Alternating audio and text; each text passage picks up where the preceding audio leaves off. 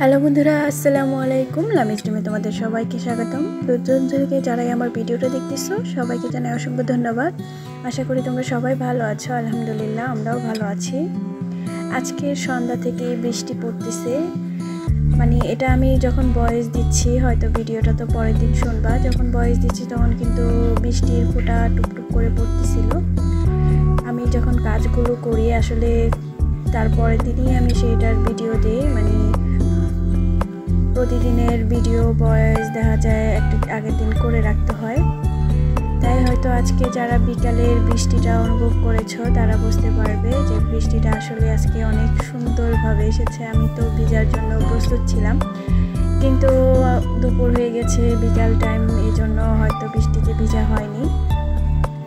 যাই হোক, আর এই যে দেখো, আমি কিন্তু একটা সিম্পল একটা কাজ নিয়ে তোমাদের মাঝে আজকে হাজির হয়েছি। এই সিম্পল ভরাট কাজটা কিন্তু দেখতে বেশ সুন্দর লাগে। যে কোনো জায়গায় আমরা যদি একটু সিম্পলের মধ্যে ভরাট জিনিস চাই, তাহলে এই ছোটোখাটো একটা ডিজাইন কিন্তু তোমরা সুন্দরভাবে করতে পারো।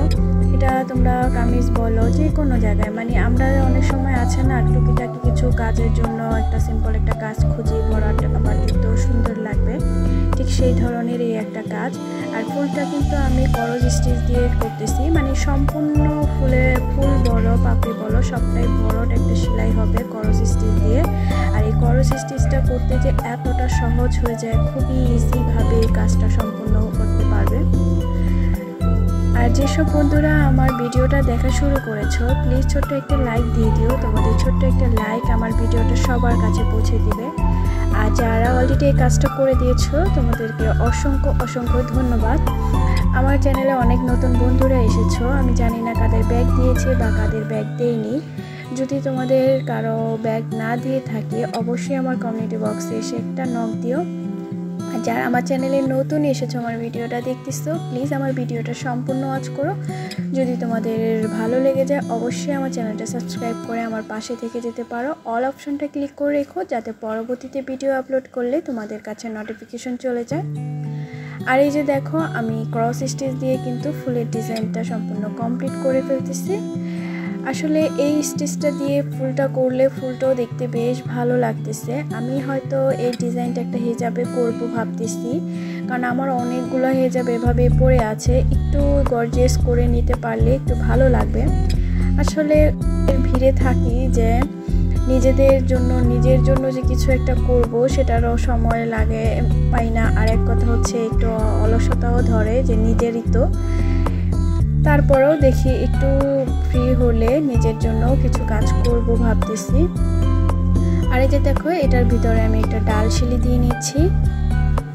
ডাল শিলিটা দেওয়ার পর দেন আমি পাতাগুলো আবার ঠিক সে একইভাবে সেমভাবে ক্রস স্টিচ দিয়ে সম্পূর্ণ পাতার ডিজাইনগুলো আবার করে যাব।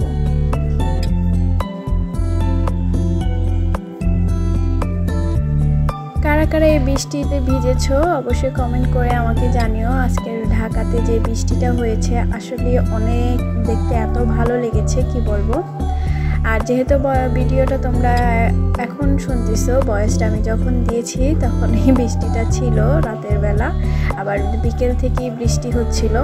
জানি না কতটুকু শব্দ পাচ্ছ কি না। আমার বাইরে কিন্তু বৃষ্টি টুকটুক, মানে একটা আছে না, বৃষ্টি হওয়ার পর অনেকক্ষণ ঝিরিঝিরি শব্দ হয় পানির, ঠিক এই শব্দটা হচ্ছে।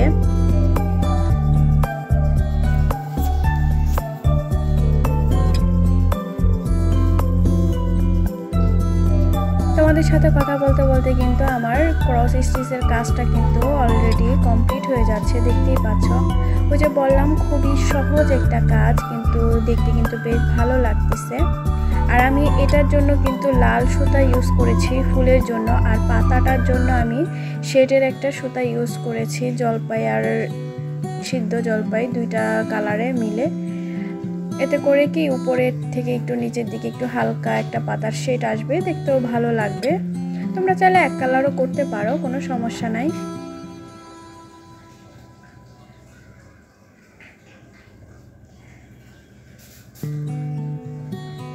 আমরা যারা হাতের কাজ করি তাদের অনেকটাই টেনশনের মধ্যে থাকি, নতুন নতুন কি আইডিয়া বের করব, নতুন নতুন কি কাজ করব। আসলে অনেক দিন ধরেই আমি ছোটোখাটো কাজ দিয়ে তোমাদের মাঝে হাজির হই, কারণ একটু চাপের মধ্যে আছে আর কি। সামনে হয়তো আর অন্য কিছু দেখতে পাবে।